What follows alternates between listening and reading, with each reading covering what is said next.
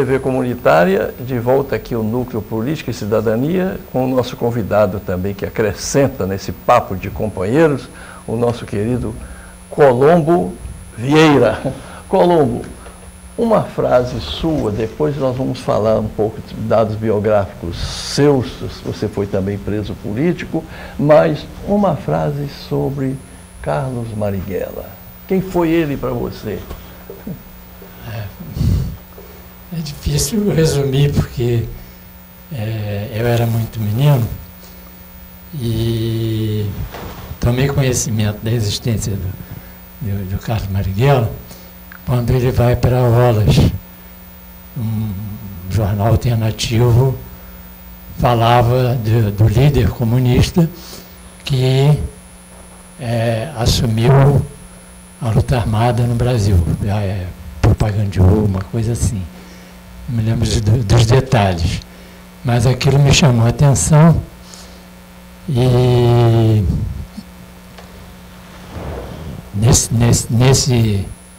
ao ler, né, essa revista e conversando com a minha irmã, ela dizia: nós não esperávamos que Marighella assumisse a luta armada. Nós era a dissidência do Partido Comunista no estado do Rio de Janeiro, né? E aquela atitude dele na Olas mostrou o contrário do que eles estavam pensando, né?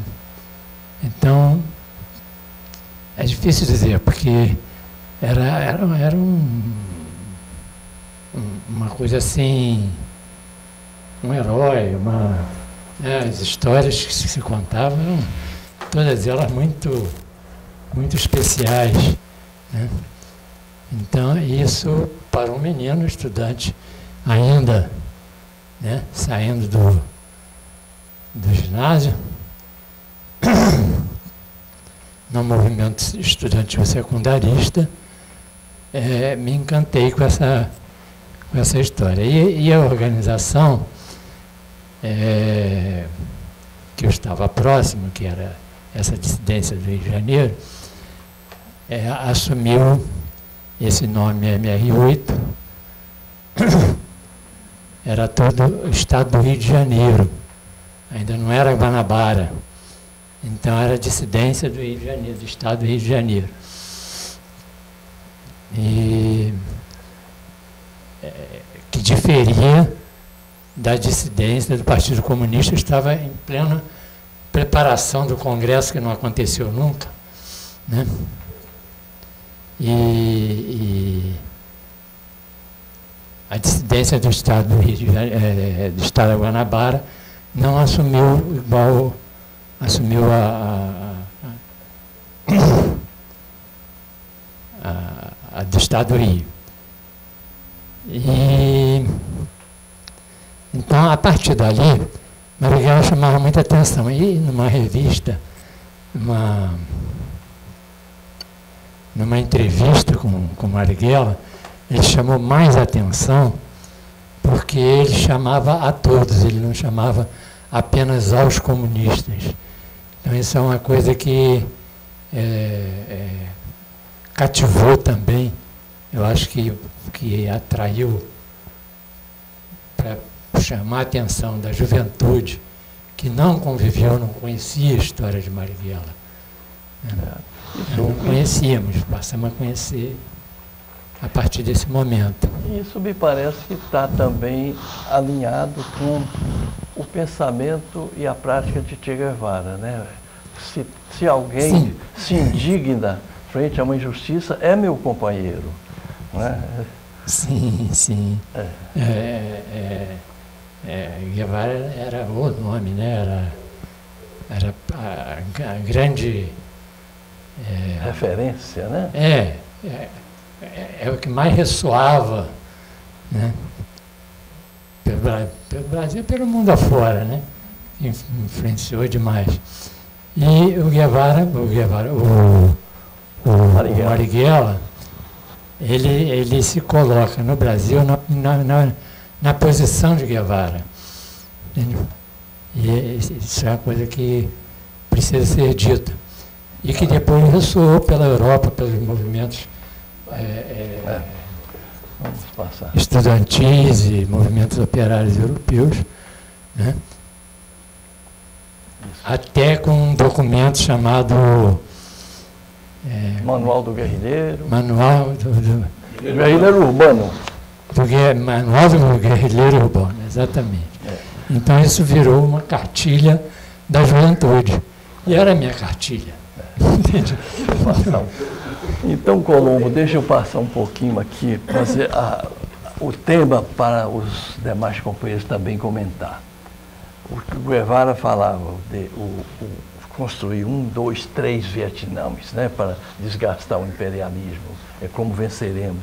E também o dever do revolucionário é fazer a revolução. O Paulo citou muito, lembrando aqui, a ação faz a vanguarda. Então, você parece que queria... Essa questão que o Colombo levantou do Che Guevara é muito importante, porque ele marcou muito fortemente essa geração e o Marighella realmente, ao adotar a luta armada de combate à ditadura, só que tinha uma diferença, um detalhe importante, né, que a proposta da Helene do Marighella não era foquista, a Jéssica bem lembrou. Era um processo, uma luta de libertação nacional, entendeu? De longo prazo. De longo prazo, quer dizer, que culminaria, inclusive, com uma visão do cerco das cidades pelo exército que iria se formar através da imensidão brasileira. Então, era toda uma visão, vamos dizer assim, mais até chinesa, né, do que uma visão foquista. Essa coisa é importante. Mas agora, o detalhe principal, também com relação ao Che Guevara, era toda a realidade que se vivia no mundo. Com certeza. Porque senão a pessoa tem que considerar a conjuntura. Contexto.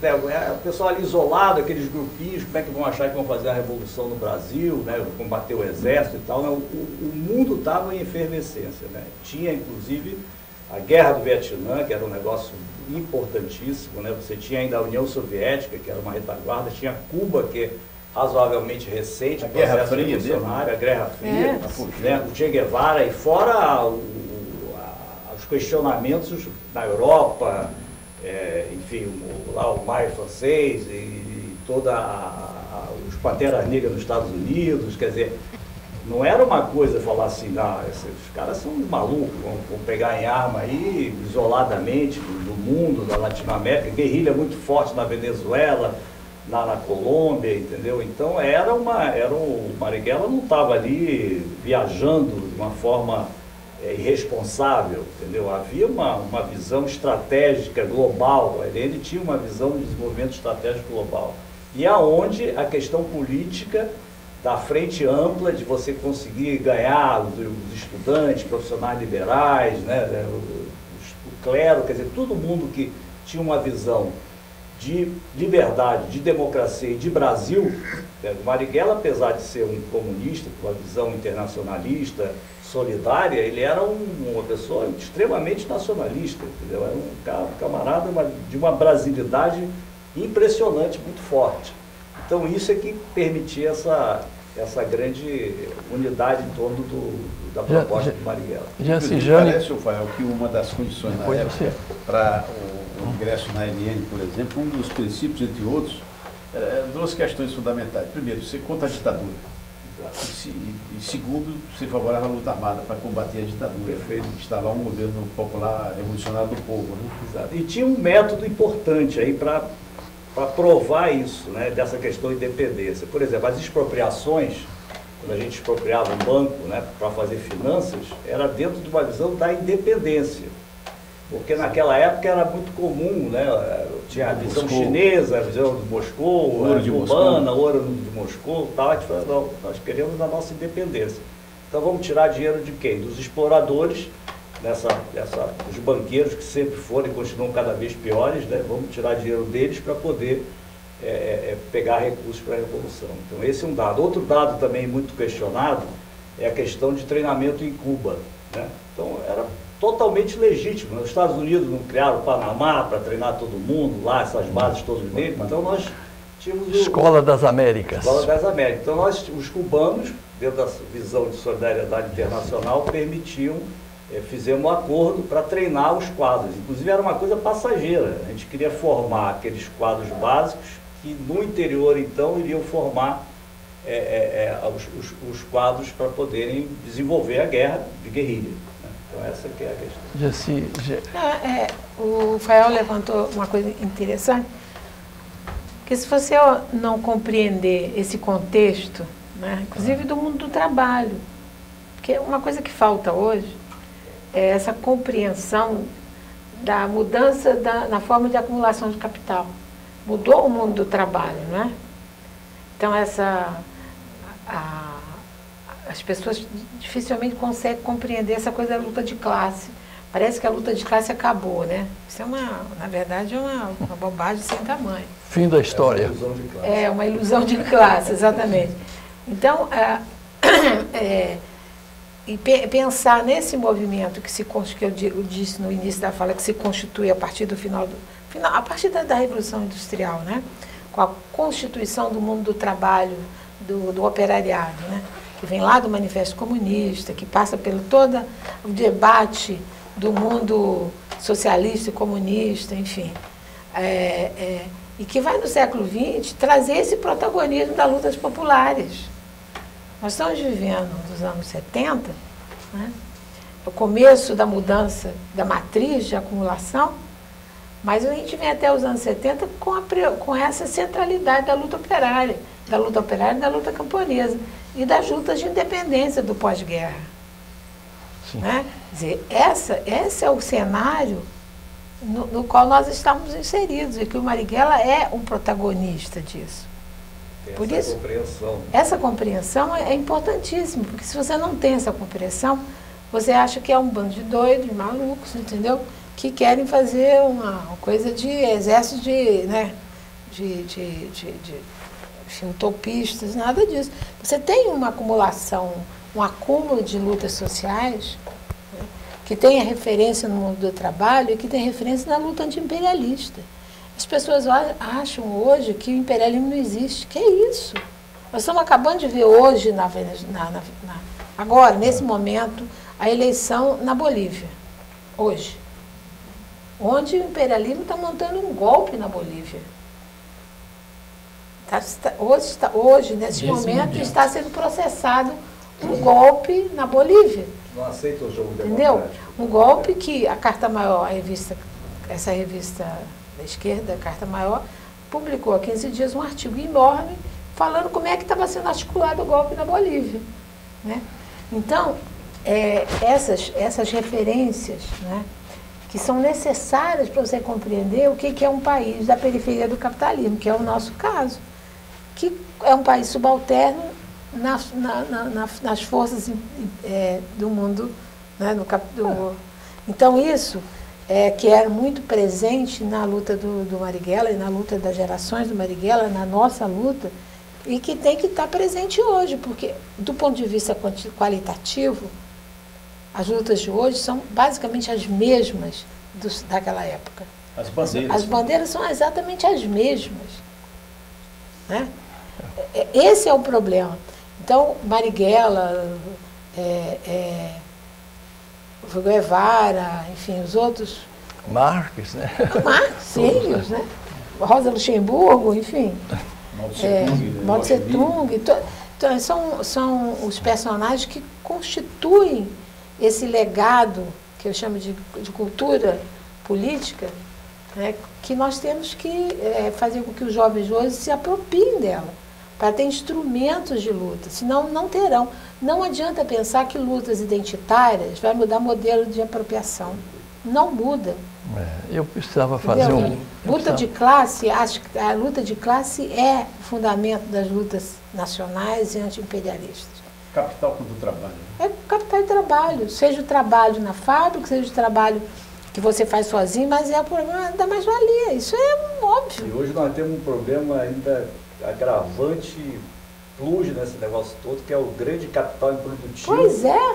Que é um negócio que não pode dar certo. Né? Não, capital o Chile está aí, né?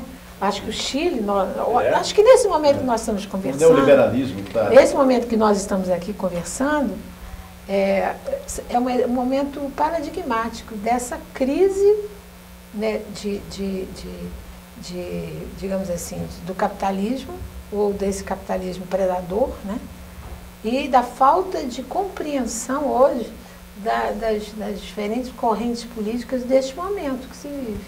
Quando o Fayal dizia da manifestação da Marielle, eu também estava lá, e me impressionou muitíssimo a falta de direção daquilo. Você tinha uma explosão de emoção, não é?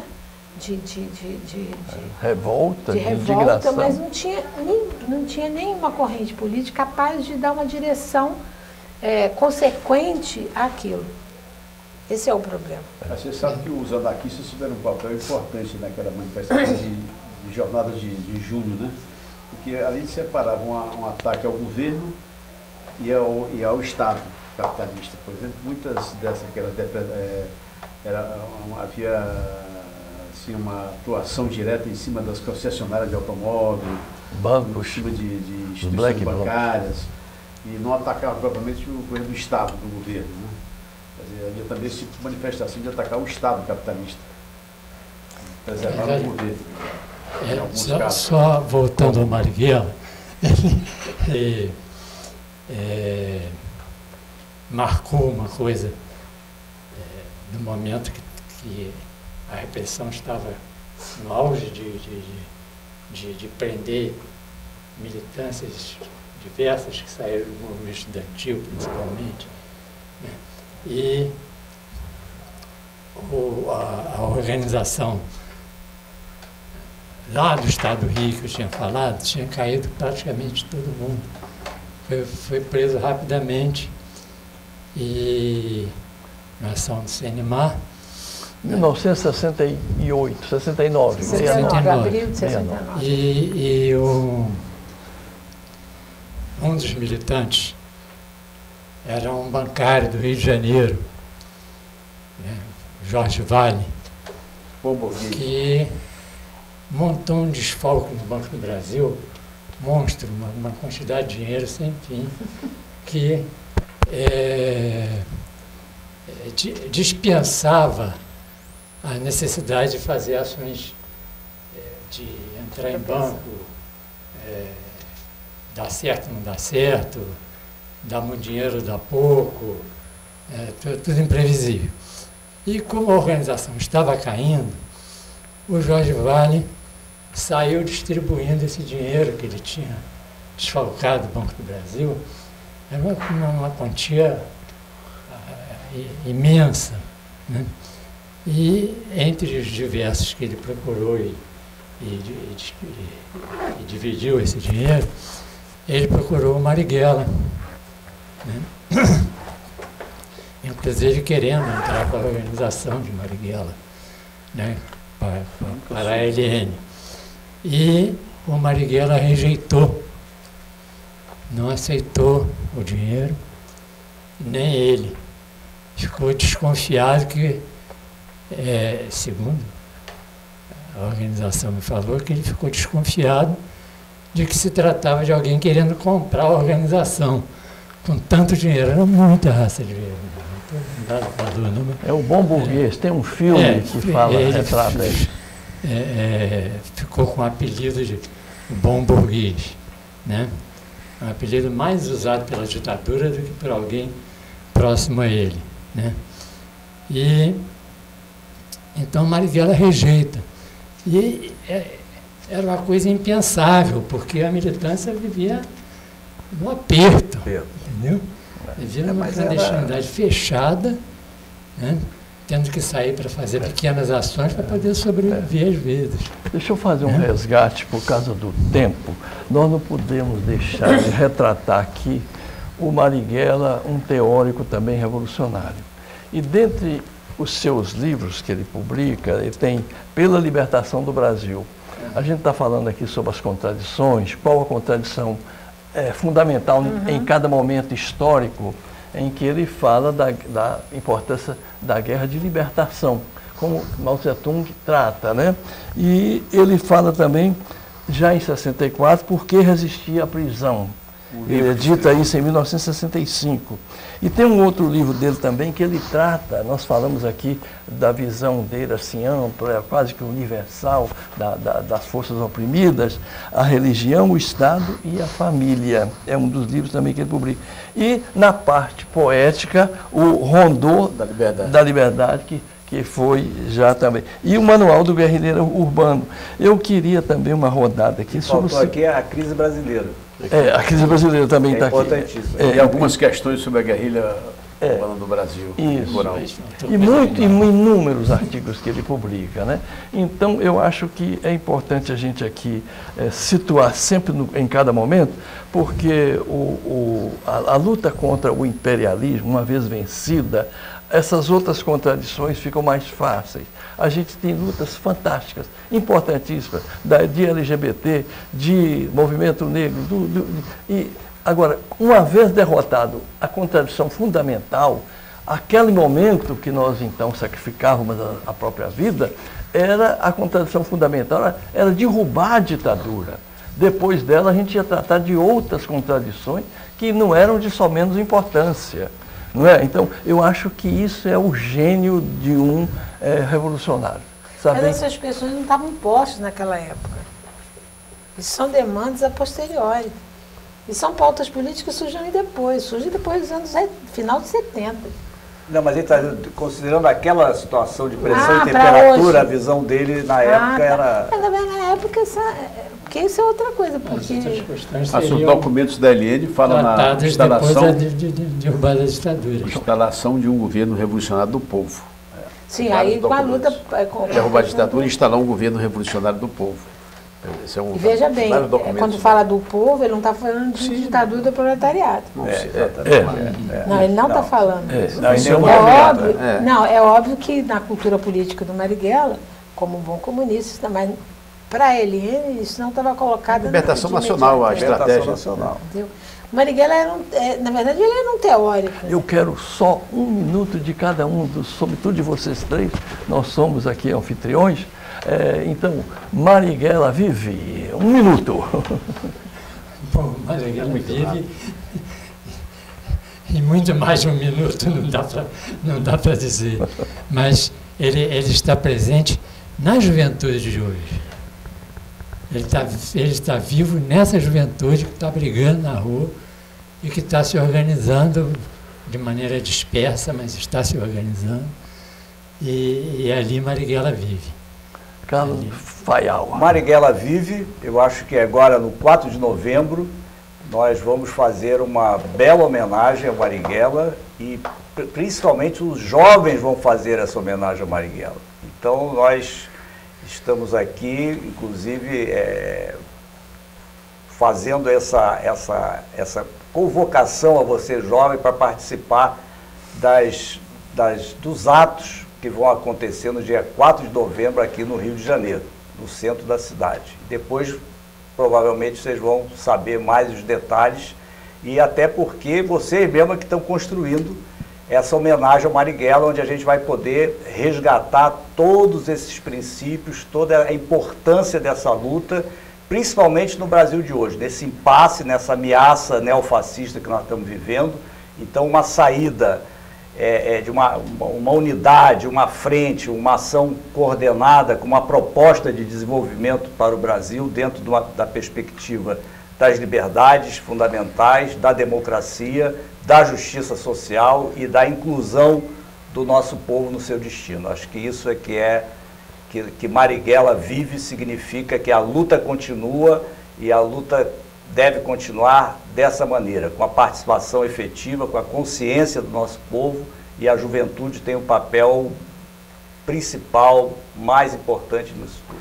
Uma pergunta só rápida aqui, o seguinte, você falou comemoração de 4 de novembro, vários atos, atividades políticas, mas para homenagear ou fazer uma celebração dos 50 anos do assassinato dele. Né? Exatamente, os 50 anos do assassinato do Marighella. Essa que vai ser o grande marco. A rememoração. Jane. Comemoração. Marighella. Eu acho que ele vive nisso tudo que o Colombo falou e que o Fayal assinalou, e sobretudo nas pautas necessárias no Brasil hoje. Marighella, ele traduziu na sua imensa solidariedade, empatia com os despossuídos, né?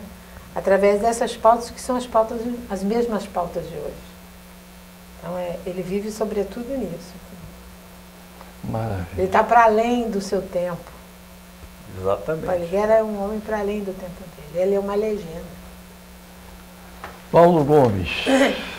Ô Soriano, eu só tenho a dizer que foi uma honra muito grande a ser, reitero, ter recebido aqui hoje aqui nos nossos estúdios, aqui a Jesse Jânio, Carlos Paial de Lira, o Colombo, para fazer essa convocação para essa atividade política que vai acontecer aqui no dia 4 de novembro, para comemorarmos aí, rememorarmos os 50 anos do brutal assassinato dele pela ditadura militar, lá em São Paulo, na Alameda Casa Branca, naquele fatídico 4 de novembro, né? E também lá haverá várias manifestações e estão sendo programadas várias atividades. Então, Marighella vive e viverá para sempre nos nossos corações e nas nossas mentes. Então, nós queremos dizer para os telespectadores que nós sempre iremos fazer esse tributo a todos, não só que tombaram, os resistentes, porque se hoje nós estamos aqui com essa liberdade, com essa democracia tênue, que precisa ser aprofundada, é porque jovens, veteranos, idosos, mulheres lutaram, e esses nossos heróis, esses nossos mártires, sempre serão relembrados. Enquanto nós tivermos um sopro de vida, nós estaremos dizendo: ditadura nunca mais, hasta la vitória siempre.